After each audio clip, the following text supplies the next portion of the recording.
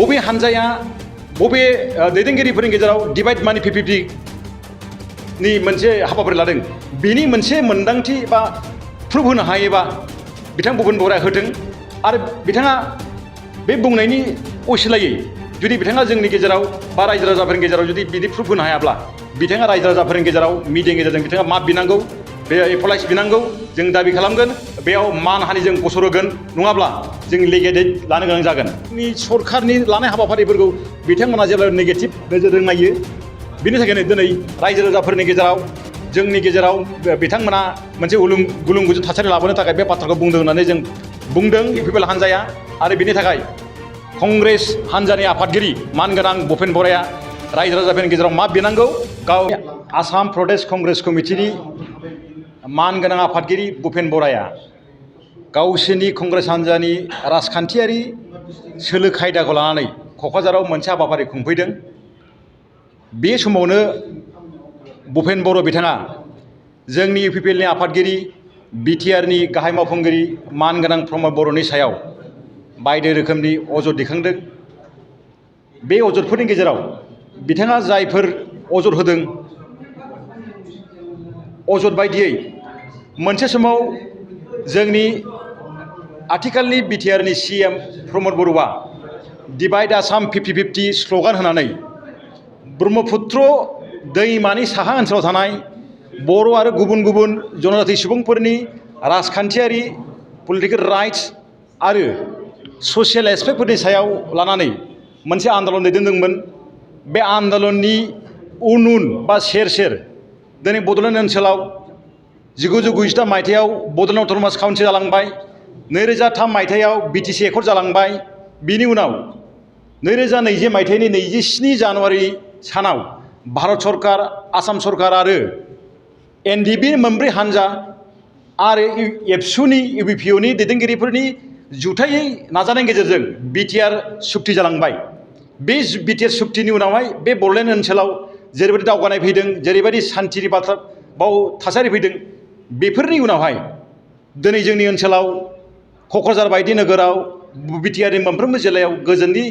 मोनसे बार बारबाय बे बार बारनायखौ बिथाङा मेगन सानानै दिनैनि समाव भुपेन बराया जाखिनि मोनसे समाव डिवाइड आसाम 50-50 बुंग्रा सुबुङा दिनै डिवाइड मानि 50-50 बे अजद होफैदों बे अजदा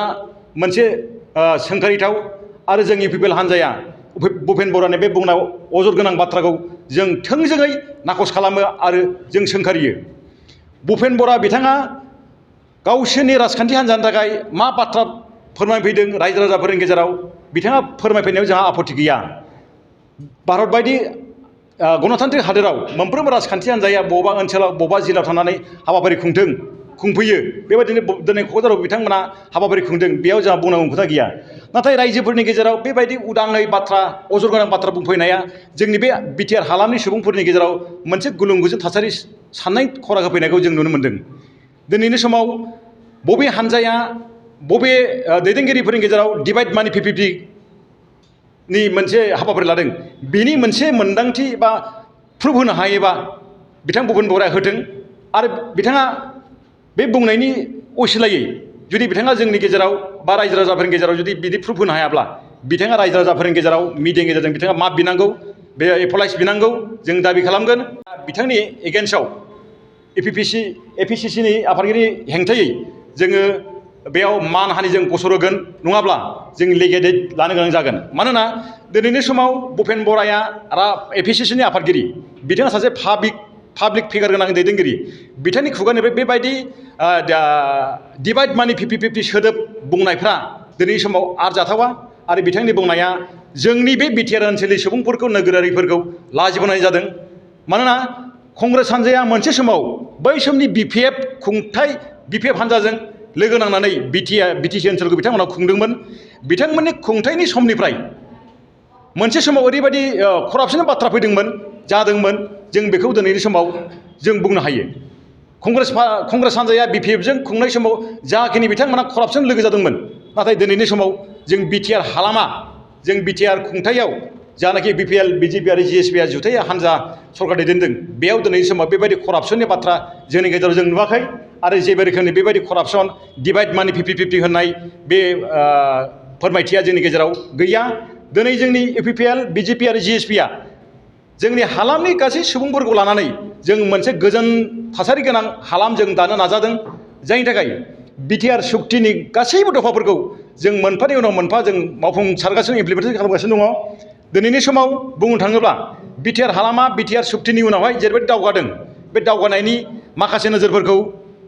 कंग्रेसनि दैदेनगिरिफोरा नोजोर होदों आरो नुनो मोन्दों इउपिपिएलनि दैदेनगिरि प्रमद बर' मानिनांनि दैदेननायाव दिनै जेरैबायदि दावगादों बिटिआर हालामा गेलेनाय बिथिङाव होन सोलोंथाइ बिथिङाव होन ससियेल एस्पेक्टआवनो होन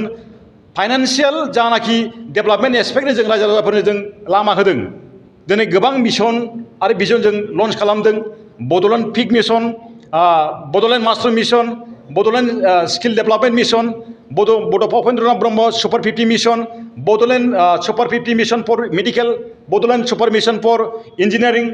आरो बायदि बायदि बायदि जोङो गोबां सेक्टराव जों हाबाफारि मावनो जोंहा राहा लामादों। बेफोर गासै बिथिंफोरखौ नुनानै कंग्रेस हान्जाया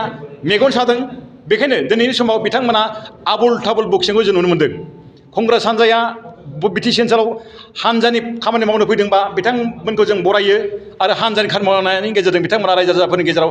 हाबनायनि लामा जुदि लादोंब्ला जों मस्ट वेलकाम। मानोना भारत हादरनि सिङाव फिसा फिसा ओनसोलफ्रावबो जेरैबायदि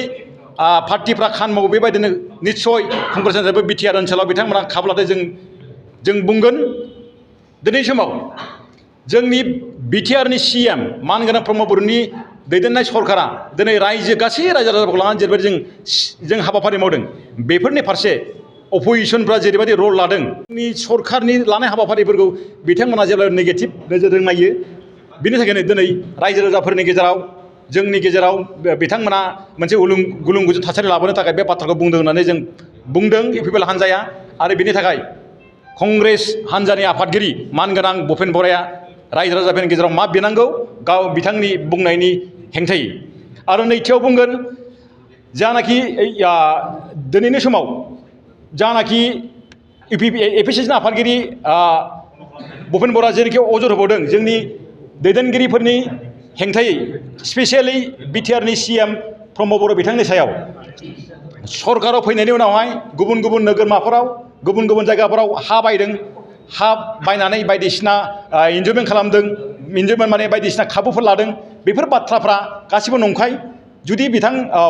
भुपेन बराया जुदि बिथांनि आखायाव जुदि तथ्य पाति जुदि प्रुफफोर दङबा बिथाङा गोख्रैनो जोंनि रायजो राजाफोरनि गेजेराव प्रुफ होनांगौ, नङाबा जों आयेननि नोजोर लागोन। दिनैनि समाव जोंनि इउपिपिएल हान्जाया गुड गभर्नेन्स आरो क्वालिटि हिउमेनिटि सार्भिसेस जों बेयाव गुरुत्त होदों। बिनि थाखायनो जोङो रायजो राजाफोरनि मोजांनि थाखाय जों खामानि मावनायाव जोङो जेब्लायबो इउपिपिएल हान्जाया जों साग्रिद आरो बेखौ लानानै